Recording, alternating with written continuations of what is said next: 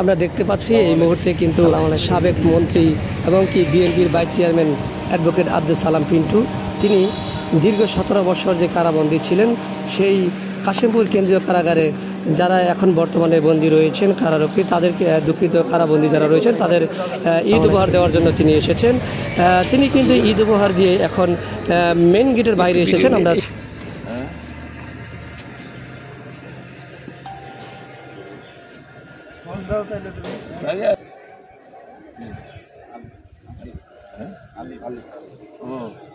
Hello,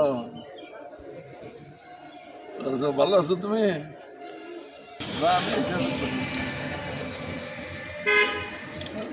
গাজীপুরের দিকে যাবো। আসো তাহলে জেল গেটে যদি আসতে পারো খুব তাড়াতাড়ি, তাহলে দেখা হইতে পারে। আইসো তাহলে, আসো। জিনিসপত্র সহজ আমাদের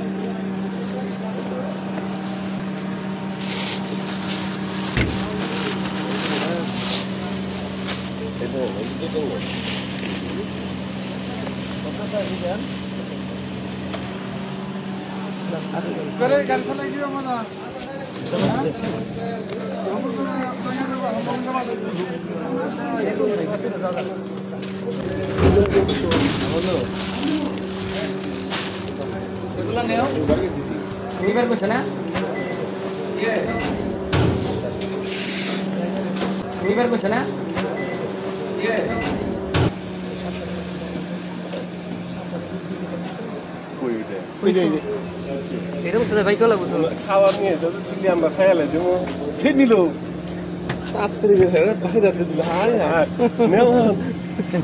50 লুঙ্গি আর 50 টাই দিবে।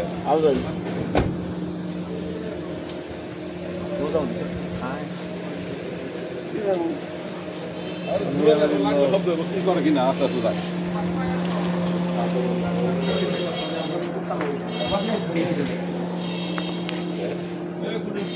আমরা হিসাব দেখান লাগে, তুমি তো হিসাব দেখান লাগে না।